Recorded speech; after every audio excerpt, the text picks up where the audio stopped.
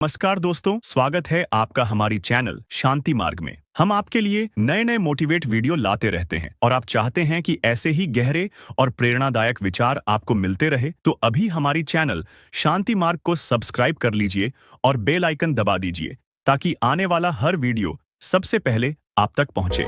दोस्तों, क्या आपने कभी सुना है कि पेट भरकर सांस लेने से किसी का जीवन जादू की तरह बदल सकता है? जी हाँ दोस्तों, ये बिल्कुल सत्य है, लेकिन आपको ऐसे ही यकीन नहीं करना है। इस वीडियो को देखने और सुनने के बाद आपको खुद लगेगा, यार सच में ये तो हो सकता है। काफी सारे लोगों को ये बातें शायद मजाक या फालतू लगे, लेकिन आज जो भी इस वीडियो को देखकर इस विधि को अपना लेंगे वह सब ध्यान और मेडिटेशन को बहुत अच्छे से जानने और समझने लगेंगे। बस वीडियो को अंत तक देखना है, क्योंकि आज की वीडियो में मैंने आपको बहुत सारी गुप्त विधियां बताई हैं जो शायद आपको कोई नहीं बताएगा। तो चलिए वीडियो शुरू करते हैं। दोस्तों, श्वास को नियंत्रण करने का अभ्यास है पेट भरकर सांस लेना।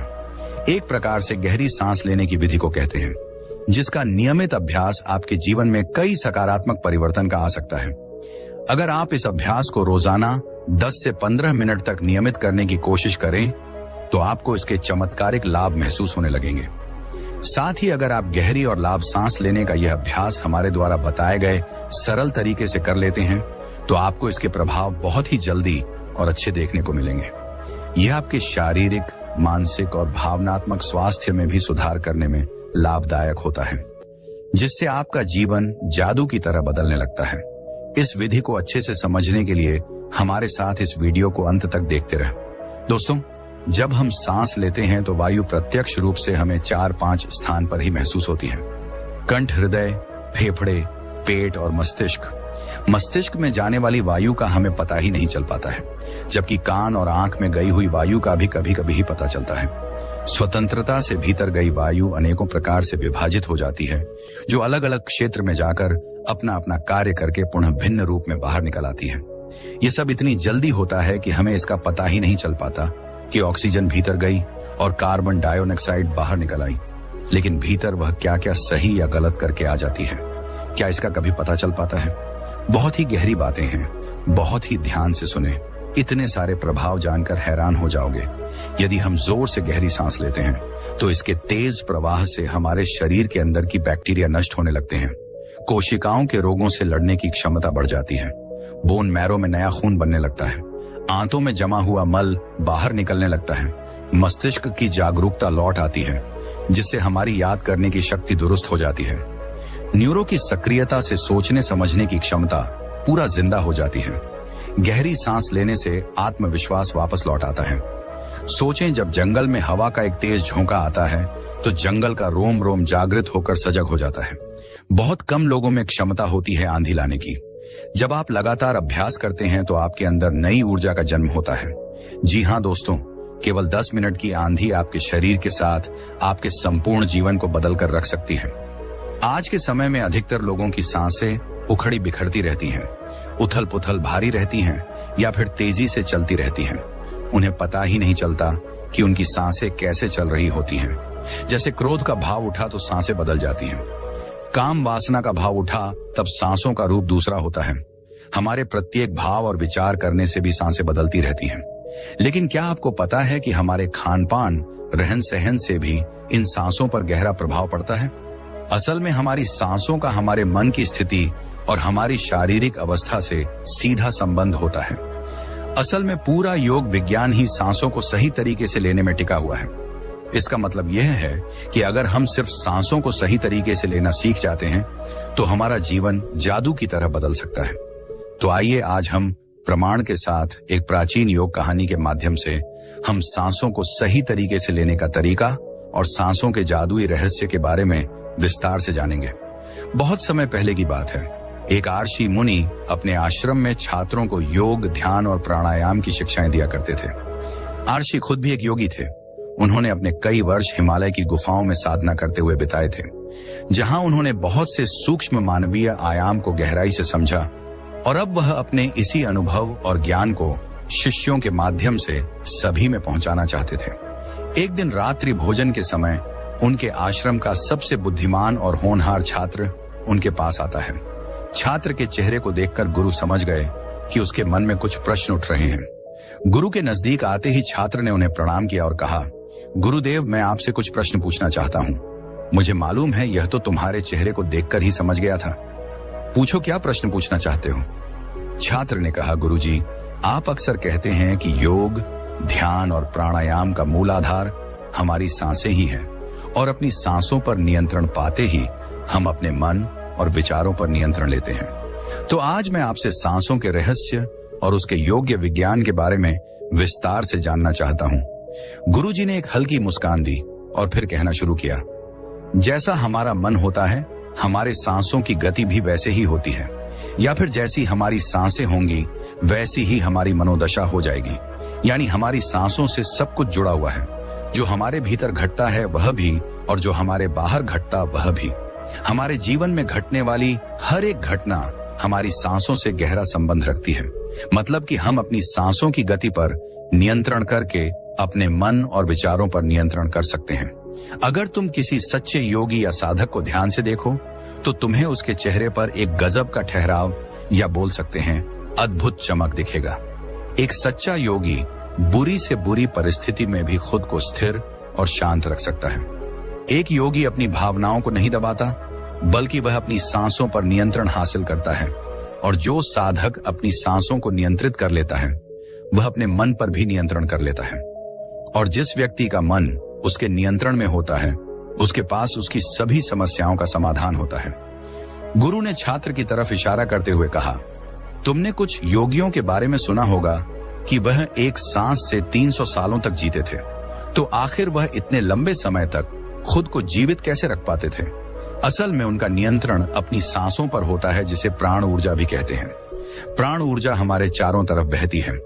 इसे कितनी मात्रा में लेना है और छोड़ना है यह एक योगी अच्छी तरह से जानता है, और वह इस काम पर बहुत हद तक महारत हासिल कर लेता है। इसीलिए वह इस प्राण ऊर्जा का उपयोग अपनी जरूरत के हिसाब से कर सकता है और खुद को दीर्घायु बना सकता है। अगर तुम अपने शरीर को स्वस्थ रखना चाहते हो, सामान्य से अधिक क्षमता चाहते हो, तेज बुद्धि चाहते हो, तो तुम्हें अपनी सांसों को समझना होगा, उन्हें नियंत्रित करना होगा, और उन्हें नियंत्रित करते ही तुम्हारे जीवन में सब कुछ व्यवस्थित हो जाएगा। असल में डर, चिंता और परेशानी जैसी कोई चीज नहीं होती। यह तो सिर्फ हमारे मन और भावनाओं की उपज है, और हमारी भावनाओं को केवल एक ही चीज नियंत्रित कर सकती है, और वह है हमारी सांसें। हमारे अंदर का क्रोध, चिंता, जलन, खुशी, अहंकार, बदला लेने की भावना, यह सब कुछ हमारी सांसों के हिसाब से चलता है। अगर हमारी सांसों पर हमारा नियंत्रण है तो यह सभी विकार भी हमारे नियंत्रण में हो जाते हैं। अगर तुमने कभी किसी बच्चे को सोते हुए देखा हो तो तुमने अनुभव किया होगा कि जब वह बच्चा सांस अंदर लेता है तो उसका पेट फूलता है, और जब सांस छोड़ता है तो पेट पिचक जाता है। यानी कि एक बच्चा अपने पेट यानी नाभि से सांस लेता है, जो कि सांस लेने का सबसे प्रकृति और सही तरीका है। अपने इस गहरी और लंबी सांस की वजह से बच्चे उत्साहित और हल्का रहता है। उसका शरीर ज्यादा प्राकृतिक तरीके से काम करता है। तुमने देखा होगा, बच्चा अपने मन में किसी भी बात को ज्यादा लंबे समय तक नहीं रखता, और ना ही वह किसी से ज्यादा लंबे समय तक गुस्सा रह सकता है। अगर उसे किसी गलती पर डांट या मार भी दिया जाए तो वह कुछ समय बाद उसे भी भूलकर अपने खेल में मग्न हो जाता है। बच्चा खुश इसलिए हो पाता है क्योंकि उसकी सांसें प्राकृतिक रूप से चलती हैं, यानी नाभि से।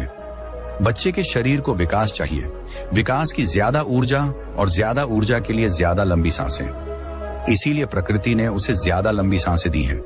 हालांकि यह लंबी सांसें हर मनुष्य को दी गई हैं, लेकिन इंसान ने अपने जीवन में कुछ प्राकृतिक परिवर्तन कर अपनी सांसों को छोटा कर लिया है। वो पेट के बजाय अपने नाक और मुंह से सांसों को लेता है। हम जितनी छोटी सांसें लेंगे उतनी ही हमारी आयु कम होगी और चिंता परेशानियों से भरी रहेगी हमारी सांसें। जितनी लंबी और गहरी होंगी हमारी आयु उतनी ही लंबी और खुश रहेंगी। गुरु ने आगे कहा, एक व्यक्ति 1 मिनट में 14 से 15 बार सांस लेता है। दोस्तों, सांस का सीधा संबंध हमारी मन की स्थिति और हमारे शारीरिक वाइब्रेशन से होता है। अगर 1 मिनट में ली जाने वाली सांसों की संख्या 11 से नीचे आ जाए तो हम अपने आसपास होने वाले कई वाइब्रेशन को समझना शुरू कर देंगे, यानी जानवरों की आवाज हमें स्पष्ट सुनाई देने लगेगी।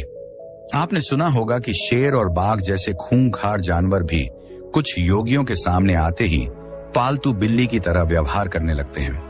ऐसा इसलिए हो पाता है क्योंकि उन योगियों ने अपनी सांसों को नियंत्रण में किया होता है। सांसों की संख्या को कम करके जानवरों की आवाज, उनकी भावनाओं और वाइब्रेशन के साथ एक संवाद स्थापित कर होता है। अगर 1 मिनट में ली जाने वाली सांसों की संख्या 9 से कम हो जाए तो पेड़ और वनस्पति जो फैल रहे हैं वह समझना हमारे लिए आसान हो जाएगा। अगर हमारी सांसें 6 से कम हो जाती हैं तो बेजान चीज कैसे काम करती है ये समझना हमारे लिए आसान हो जाता है। बेजान चीजों की वाइब्रेशन और उनसे जुड़ी दुनिया हमारे लिए स्पष्ट हो जाती है। दूसरे शब्दों में ब्रह्मांड से संवाद स्थापित किया जा सकता है और इसी स्थिति पर पहुंचकर ही बहुत से योगी और आर्षि मुनि ब्रह्मांड के रहस्यों और उनमें घटने वाली घटनाओं की भविष्यवाणी कर पाते हैं। हमारा शरीर जितना स्थिर होता चला जाएगा हम उतनी सांसें कम लेंगे। अगर हम अपने पूरे शरीर को स्थिरता के एक निश्चित स्तर पर अपनी सांसों को नियंत्रण करके ऐसी बहुत सी चीज कर सकते हैं जो साधारण इंसानी जीवन से परे है। योगी परंपरा में तो यह भी कहा जाता है कि अपनी सांसों को घंटे तक रोककर एकदम ही नए मानवीय आयाम का अनुभव कर सकता है। ऐसी बहुत सी बीमारियां जो जानलेवा होती हैं या जिनका कोई इलाज नहीं है, उन्हें केवल अपने मन और दिमाग पर नियंत्रण रखकर ठीक किया जा सकता है। अपनी सांसों पर नियंत्रण करके व्यक्ति एक ऐसी मानसिक स्थिति तक पहुंच सकता है जहां जीवन में आने वाले उतार चढ़ाव उसे परेशान नहीं कर सकते। कुछ लोगों को यह सब बातें बस कहानी लग सकती हैं, क्योंकि आमतौर पर लोग ऐसा नहीं करते और कोई भी चीज जिस पर उन्हें यकीन नहीं होता उसे अंधविश्वास मानकर जाने देते हैं। लेकिन पुरानी योगी परंपराओं का पालन करने वाले लोग ऐसी बातों का दावा करते हैं। उन्हीं लोगों में से एक है स्वामी रामास्वामी। स्वामी जी हिमालय की गुफाओं में रहा करते थे। उन्होंने बचपन से ही योग के सीक्रेट्स को प्रैक्टिस किया था। 1970 में स्वामी राम एक अमेरिकी रिसर्च लेबोरेटरी में गए। अपनी सांसों पर नियंत्रण करके उन्होंने अपने दिमाग और मन पर पूर्णता नियंत्रण हासिल कर लिया था कि वह जब चाहे और जितने समय के लिए चाहे अपनी सांसें, हृदय की धड़कन और शरीर में बहाने वाले खून को भी रोक देते थे। लेबोरेटरी में मौजूद डॉक्टर ने स्वामी राम के शरीर पर रिसर्च की और उन्हें मृत घोषित कर दिया। लेकिन इस अवस्था में भी स्वामी राम सब कुछ महसूस कर सकते थे और यह देखकर वहां मौजूद रिसर्च की टीम दंग रह गई। साथ ही स्वामी राम अपने शरीर में अपनी मर्जी से ट्यूमर की ग्रोथ को घटा और बढ़ा भी सकते थे। थोड़ी देर पहले तक रिचर्स के जिस टीम को हिमालयन योगियों के सारे दावे अंधविश्वास और पाखंड से भरे लगते थे, वो अचानक से उन्हें इनर साइंस प्रतीत होने लगी थी। एक भीतरी विज्ञान जो साधारण मनुष्य की कल्पना से भी परे है। सांसों को ध्यानपूर्वक लेना यह एक प्राचीन योग विद्या है। एक योगी जिसने अपनी सांसों पर नियंत्रण हासिल कर लिया है, वह जब चाहे अपनी सांसों को रोक सकता है। स्वामी राम के अनुसार अगर आप अपनी सांसों को समझ गए तो आपके शरीर में होने वाली वह बीमारियां जिनका इलाज आज मेडिकल साइंस के पास नहीं है, सांसों के माध्यम से ठीक किया जा सकता है। श्वास के गुण रहस्यों को समझने के बाद में स्वामी रामाणी अपने कुछ साथियों के साथ मिलकर एक किताब भी लिखी है जिसका नाम है साइंस ऑफ ब्रेथ। साइंटिफिक दोनों त्रिकोण से सांस के विज्ञान को समझने का प्रयास किया गया है। गुरु ने आगे कहा, जब सांसें विचलित होती हैं तो मन भी अस्थिर हो जाता है, लेकिन जब सांसें शांत होती हैं तो मन भी स्थिर हो जाता है और योगी दीर्घायु हो जाता है। इसीलिए हमें अपने स्वास्थ्य पर नियंत्रण करना सीखना चाहिए। गुरु ने शिष्य की आंखों में देखते हुए कहा, तुम्हें क्या लगता है कि क्या तुम जितनी लंबी सांस अंदर लेते हो उतनी लंबी सांस बाहर भी निकलते हो या नहीं? सामान्य स्थिति में हम जो सांसें अंदर लेते हैं उसकी लंबाई 10 एंगल होती है और बाहर निकलते समय इसी सांस की लंबाई 12 एंगल हो जाती है। यहाँ 1 एंगल का मतलब 1 उंगली मोटाई से है। हमारी रोजाना की जिंदगी में कुछ काम ऐसे होते हैं जिन्हें करते समय जितनी लंबी सांस अंदर जाती है उससे कई गुना ज्यादा लंबी सांस बाहर निकल जाती है। भोजन करते समय बाहर निकलने वाली सांस की लंबाई 16 से 17 एंगल होती है। तेज चलते समय इनकी लंबाई 22 से 24 एंगल हो जाती है। दौड़ते समय निकलने वाली सांसों की लंबाई 45 से 50 एंगल तक पहुंच जाती है। काम वासना के समय 50 से 60 एंगल। सोते समय नींद में बाहर निकलने वाली सांसों की लंबाई शास्त्रों में कम और क्रोध पर नियंत्रण रखने की बात की गई है। जब योगी से उसकी लंबी उम्र का राज पूछा गया तो उसने 2 ही चीज बताई। पहला, नाभि तक भरकर पूरी सांस लो और दूसरा, रीढ़ की हड्डी को हमेशा सीधा रखें। साधारण सी लगने वाली यह दोनों बातें योग और प्राणायाम की दृष्टि से बहुत महत्वपूर्ण है। असल में शरीर के अंदर जाने वाली सांस की लंबाई कम और बाहर निकलने वाली सांस की लंबाई ज्यादा होती है। यदि किसी तरीके से बाहर निकलने वाली प्राण वायु की लंबाई को कम कर दी जाए तो लंबी उम्र को प्राप्त किया जा सकता है। स्वर शास्त्र के अनुसार यदि बाहर निकलने वाली प्राण वायु की लंबाई 1 अंगल कम हो जाए तो व्यक्ति निष्काम हो जाता है, यानी उसके अंदर से काम वासना खत्म होने लगती है। और 2 अंगल कम होने से आनंद की प्राप्ति होती है। 3 अंगल कम होने से लेखन शक्ति बढ़ती है। 4 अंगल कम होने से वापस सिद्धि प्राप्त हो जाती है। 5 अंगल कम होने से व्यक्ति को दूर दृष्टि प्राप्त हो जाती है। 6-7 अंगल कम होने से साधक के अंदर अतिथि प्रगति से चलने की शक्ति आ जाती है। वह कुछ ही पलों में एक स्थान से दूसरे स्थान पर पहुंच सकता है। 8 अंगल कम होने से साधक को 8 सिद्धियां प्राप्त हो जाती हैं। पवन पुत्र हनुमान को अष्ट सिद्ध नवनिधि के दाता इसीलिए कहा जाता था कि उन्होंने 8 सिद्धियों को प्राप्त कर रखा है। ये 8 सिद्धियां हर इंसान में होती हैं, बस जरूरत है तो इन्हें जागृत करने की। बाहर निकलने वाली सांस की लंबाई 12 एंगल कम होने पर योगी को इच्छा मृत्यु प्राप्त हो जाती है। फिर वह जब तक चाहिए खुद को जीवित रख सकता है, लेकिन यह सोई हुई शक्तियां केवल तभी जागृत होंगी जब मन में इन्हें जागृत करने की तीव्र भावना होगी। और मन का स्थूल रूप सा भगवान शिव पार्वती को बताते हैं। रात में इरा नाड़ी और दिन में पिंगला नाड़ी को रोकने में जो सफल हो जाता है, गुरु ने आगे कहा, अगर तुम अपनी सांसों को नियंत्रित कर लेते हो तो तुम बहुत सी चीजों को समझ सकते हो, फिर चाहे वह प्रकृति हो या प्राकृतिक। हमारी सांसों से हमारा पूरा तंत्र नियंत्रित होता है। शारीरिक और मानसिक दोनों अपनी सांसें धीमी करके भाग नहीं सकते। भागते समय हमारी सांसें तेज हो जाती हैं, क्योंकि हमारी सांस हमारे शरीर को एक ऊर्जा देती है। जब हम अपने शरीर से सामान्य से अधिक काम लेते हैं तो हमें ज्यादा ऊर्जा की जरूरत पड़ती है, और उस ऊर्जा की पूर्ति के लिए हमारी सांसें तेज हो जाती हैं। दूसरा, हम अपनी सांसों को धीमा करके क्रोध नहीं कर सकते। जब हमें क्रोध आता है तो हमारी सांसें छोटी और सामान्य से अधिक तेज चलने लगती हैं, क्योंकि हमारे भीतर जो क्रोध उठ रहा है वह भी हमारी ऊर्जा को खर्च करता है। एक कामुक व्यक्ति जो अभी अपनी काम वासना का वशीभूत हो चुका है, जैसे जैसे उसकी काम वासना तेज होती चली जाएगी वैसे वैसे उसकी सांसें भी तेज होती जाएंगी। यानी कि कोई भी व्यक्ति अपनी सांसों को धीमा करके काम वासना में नहीं उतर सकता। जिन योगियों ने कामसूत्र लिखा या काम वासना को समझा, उन्होंने जान लिया था कि काम वासना को नियंत्रित कैसे किया जा सकता है या कैसे ब्रह्मचारी में उतरा जा सकता है। तो असल में हमारी सांसों की गहराई और उसकी गति से हमारे पूरे शरीर और मानसिक तंत्र पर प्रभाव पड़ता है, जिसमें से कुछ हम बाहरी रूप से देख सकते हैं, जैसे मनुष्य का खुश होना या गुस्सा करना। भागते समय अपनी सांसों पर नियंत्रण करने के बाद हमारे भीतरी विचारों पर भी प्रभाव पड़ता है। सांसों को बदलकर हमारी भावनाओं और विचारों को भी तुरंत बदला जा सकता है। इतना कहकर गुरु कुछ देर के लिए मौन हो गए। फिर उन्होंने कहना शुरू किया, मनुष्य के भीतर के सभी प्रतिभाएं उसके शक्ति बिंदु यानी उसके 7 चक्रों में छुपी होती है। अगर तुम्हें कोई व्यक्ति सामान्य से अधिक बुद्धिमान लगता है तो यह उसके चक्र का प्रभाव है, यानी उसका कोई विशेष चक्र सामान्य व्यक्ति की तुलना में थोड़ा ज्यादा सक्रिय है। इसी प्रकार से छठी इंद्री का सक्रिय होना, यानी भविष्य में होने वाली घटनाओं को पहले ही अनुभव कर लेना, यह संभावना मनुष्य के आज्ञा चक्र यानी उसकी तीसरी आंख से संबंध रखती है। लेकिन कभी भी ये 7 चक्र किसी भी व्यक्ति में पूरी तरह से जागृत नहीं हो पाते। किसी में ज्यादा तो किसी में कम, बस मात्रा का फर्क होता है। असल में व्यक्ति की सबसे बड़ी गलती यह है कि वह सीधे अपने मन पर नियंत्रण करने का प्रयास करता है, जो कि संभव नहीं है। सबसे पहले अपनी सांसों पर नियंत्रण करने का प्रयास करना चाहिए। मन खुद पे खुद नियंत्रित हो जाएगा।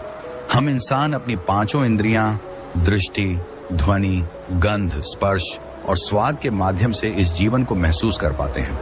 लेकिन ऐसे बहुत से सूक्ष्म रहस्य और आयाम हैं जिन्हें यह हमारी 5 इंद्रियां नहीं पकड़ सकती। उदाहरण के लिए, एक कुत्ता जिस सूक्ष्म कंपन और सुगंध को पकड़ और महसूस कर सकता है, वह एक साधारण इंसान नहीं कर सकता। एक बिल्ली किसी भी खतरे को पहले ही महसूस कर लेती है और रोने लगती है। एक गिद्ध जो कि बहुत ऊंचाई से भी जमीन पर चलने वाले छोटे छोटे मरे हुए जानवर को देख लेता है। साथ ही बंदर और ऐसे बहुत से पक्षी हैं जो किसी भी प्राकृतिक आपदा जैसे भूकंप, ग्रहण, समुद्री तूफान आदि के आने से पहले ही उसकी वाइब्रेशन को महसूस कर लेते हैं। और घटना के घटने से पहले ही सुरक्षित जगह देखकर खुद को छुपा लेते हैं। इन घटनाओं की वाइब्रेशन को मनुष्य नहीं पकड़ पाता, तो इस बात से हमें पता चलता है कि हमारे आसपास ऐसे बहुत से कंपन और तरंगे हैं जिन्हें हमारी यह पांचों इंद्रिय नहीं पकड़ सकती, लेकिन कुछ जीव जंतु उन्हें पकड़ और समझ सकते हैं। तो अगर हमें उन पशु पक्षियों की यह शक्ति में मिल जाए तो हम एक अद्भुत मनुष्य बन सकते हैं। और क्योंकि हर जीव जंतु के सांसों की संख्या और उसके लेने का तरीका अलग अलग होता है, इसीलिए उन सब में संभावनाएं भी अलग अलग होती हैं। अगर हम भी अपने अंदर कुछ ऐसी अलौकिक विशेषताएं को चाहते हैं तो अभ्यास के माध्यम से हमें अपनी सांसों की संख्या को कम करना होगा और उस स्तर पर ले जाना होगा जहां पर हम इन वाइब्रेशन को महसूस कर सकें। एक कुत्ता जो कि 1 मिनट में 27 से 28 बार सांस लेता है, जिसके कारण वह केवल 10 से 12 साल तक ही जीता है, वही एक इंसान 1 मिनट में 14 से 15 सांस से लेता है और वह 80 से 100 साल तक जी सकता है। लेकिन एक कछुआ जो कि 1 मिनट में सिर्फ 5 से 6 बार ही सांस लेता है, वह 500 से 600 साल तक भी जी सकता है। इससे साफ स्पष्ट है कि जिसकी सांसों की संख्या जितनी कम होती है वह उतनी ही लंबी आयु तक जी सकता है। इसी चीज को समझकर हमारे पूर्वजों ने सांसों की संख्या को कम और उसकी गहराई को ज्यादा करने की विज्ञान पर काम करना शुरू कर दिया था, क्योंकि वह समझ गए थे कि इंसान को जीने के लिए साल या महीने नहीं बल्कि एक निश्चित संख्या में सांसें मिलती हैं और सांसों के लेने की गति को कम करके उम्र को लंबा किया जा सकता है। लेकिन सांसों के धीमा और लंबा होने की गति प्राकृतिक रूप से होना चाहिए। इसमें व्यक्ति को श्वास के साथ किसी प्रकार की जोर जबरदस्ती नहीं करनी है, बल्कि अभ्यास के माध्यम से नाभि से भरकर सांस लेने को अपने जीवन का एक हिस्सा बना लेना है। इसके बाद गुरुजी थोड़ी देर के लिए रुके, एक लंबी सांस ली और फिर कहना शुरू किया। योगी प्रक्रिया में एक शब्द होता है नाद या अनहद नाद। यह एक ब्रह्मनाद ध्वनि है। यह ध्वनि किसी साधारण मनुष्य को सुनाई नहीं दे सकती, क्योंकि यह ध्वनि नहीं है जो किसी टकराव से पैदा होती है। ध्वनि का सीधा सा विज्ञान है। जहां टकराव या घर्षण होगा वही कंपन या वाइब्रेशन भी कह सकते हैं, और जहां कंपन होगा वही ध्वनि उत्पन्न होगी। और टकराव से पैदा हुई इस ध्वनि को हमारी इंद्रिय यानी हमारे कान सुन सकते हैं, परंतु हमारे शरीर के भीतर कुछ सूक्ष्म इंद्रियां भी निवास करती हैं, जो अक्सर निष्क्रिय और शांत रहना पसंद करती हैं। लेकिन अगर हम इनको सक्रिय कर लेते हैं तो वह नाद की ध्वनि को सुन सकती है। नाद एक ऐसी ब्रह्मांड ध्वनि है जो किसी घर्षण या टकराव से पैदा नहीं होती। यह ध्वनि बाहर भी है और हमारी भीतर भी। लेकिन जो व्यक्ति मानसिक अवस्था के स्तर तक नहीं पहुंचा, उसके लिए यह ध्वनि केवल एक कल्पना मात्रा हो सकती है। लेकिन अगर तुम चाहो तो सही अभ्यास के माध्यम से इसे सुन सकते हो। शिष्य ने कहा, लेकिन गुरुदेव वह अभ्यास क्या है? गुरु ने कहा, सबसे पहले तो तुम्हें रोज कुछ समय एकांत में बैठकर अपनी सांसों पर ध्यान देना है। देखो कि तुम्हारी सांसें नाक से आ रही हैं या पेट से। अगर सांस नाक से आ रही है तो सांस को पेट से लेने का प्रयास करो। यानी जब तुम सांस अंदर लो तो पेट फूला होना चाहिए, और जब सांस छोड़ो तो पेट अंदर की ओर पिचका होना चाहिए। धीरे धीरे समय के साथ तुम्हारी सांस का केंद्र तुम्हारी नाभि से होता हुआ उसके नीचे चला जाएगा। यानी अब तुम्हारी सांसें तुम्हारे नाभि के नीचे से आ रही होंगी। लेकिन जिस दिन तुम्हारी सांसें प्राकृतिक रूप से बिना ध्यान किए, बिना तुम्हारे प्रयास से नाभि के नीचे से चलने लगेगी, उसी पल से तुम नाद की ध्वनि को सुनने में सक्षम हो जाओगे। लेकिन याद रहे, इस स्थिति को प्राप्त करना इतना भी आसान नहीं है। इसके लिए बहुत अभ्यास की जरूरत पड़ती है। दोस्तों, चिंता, डर, तनाव, वो अपनी आदत के कारण जब हम हल्की और छोटी सांसें लेते हैं तो हवा केवल हमारे ऊपरी फेफड़े तक ही पहुंचकर सीमित रह जाती है, जिससे हमारे शरीर तक कम ऑक्सीजन पहुंचती है और कार्बन डाइऑक्साइड इकट्ठा होना शुरू हो जाती है। शरीर का माध्यम अम्लीय हो जाता है, जिससे हमारी रोग प्रतिरोधक क्षमता कम हो जाती है। हमारी नजर कमजोर पड़ने लगती है, हमारी बौद्धिक और शारीरिक क्षमताएं भी कमजोर पड़ने लगती हैं और हमारा शरीर धीरे धीरे बीमारी की ओर जाने लगता है। लेकिन जब हम गहरी और लंबी सांस लेने का अभ्यास करते हैं तो इससे हमारे फेफड़े के निचले हिस्से पर भी ज्यादा हवा पहुंचती है, और न केवल हमारे शरीर को ज्यादा ऑक्सीजन मिलती है, बल्कि हमारे निचले फेफड़े में जमा गंदगी भी बाहर निकलने लगती है। हमारे शरीर में कुछ ऐसी गंदगी जमा हो जाती है जिसे मलमूत्र के माध्यम से नहीं, सिर्फ हवा के द्वारा ही शरीर से बाहर निकाला जा सकता है। साथ ही गहरी सांस लेने से हमारा डर, चिंता, मानसिक तनाव भी कम हो जाता है और हम खुश रहने लगते हैं।